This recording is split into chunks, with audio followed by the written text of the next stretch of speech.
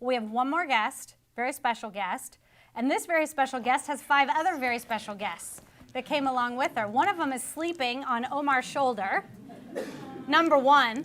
He's actually number 5, but he's our number 1, sleeping on Omar's shoulder. But we're going to hear from Angela Caldwell, and many of you may look at her and say, she kind of looks familiar. Well, she looks familiar because you saw a video about her. She was profiled on KPBS, and then the Y followed up with another video. And Angela is a single mom of 5 kids, ages 1 to 9. After traveling across the country from Michigan to San Diego so that her kids could be closer to their dad, this family of 6 found themselves homeless and living in their van. And Angela didn't want that fact to hold her kids back from having a great childhood. So Angela found the Y. She found the Copley Family YMCA in City Heights, where the kids could swim, play basketball, and have the opportunity to socialize with other kids their age.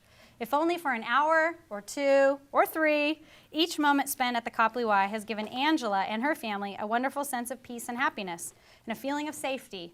While each day is a quest for survival, the Copley Y has made Angela and her children feel like they are part of the community.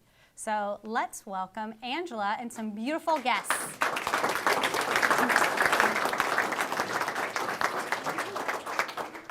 Sorry, I took a moment to cry.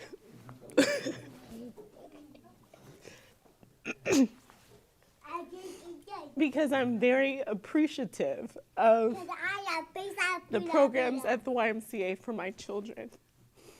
As she stated, when we arrived in San Diego, we were homeless. And the housing that we were promised, it didn't come. My ex-husband had said, you know, bring the kids out here. I want to be a part of their lives. And I want to, you know, participate in Gabriel's dance productions that he was in Michigan. I want to be a part of Justin's modeling that he was doing for the parenting magazine in Michigan. I want to see Addie acting on stage. And I thought, why not? You know, he's his dad, and he's their dad, and he deserves to be a part of every moment of their lives. And when we got out here, his part of the deal was get housing, and that didn't happen. So as she stated, I remember I was doing laundry, and one of the members of the Copley YMCA started talking to me, saw how energetic my children were, and he asked me, you know, are they in any sports? And I said, well, I take them to the Croc Center, and we spend our days there, because part of living out of your van is, where do I shower? Where do my kids bathe? Where do my kids change their clothes or eat?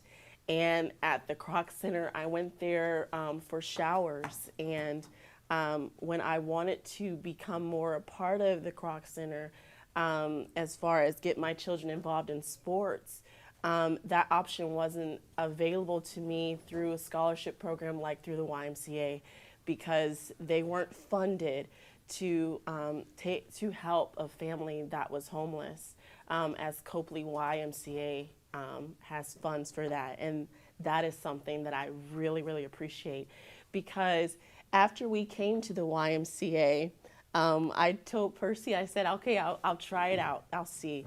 And after we came there, I felt like I was being brought into a family. I was welcomed there, and people didn't judge me like I thought that they would, or I felt as though I could watch my children excelling in the swim team and basketball and football, and they actually had an outlet where they could still feel like kids. And that is what it makes the YMCA so wonderful, is it's a place where children can go to just be children. No matter their background or their hardship, they can just be kids. And I want to thank each and every one of you for your time, for your funds, and for your devotion to these programs. Because like my children, like the lady who told her story about being homeless, it really does make a difference.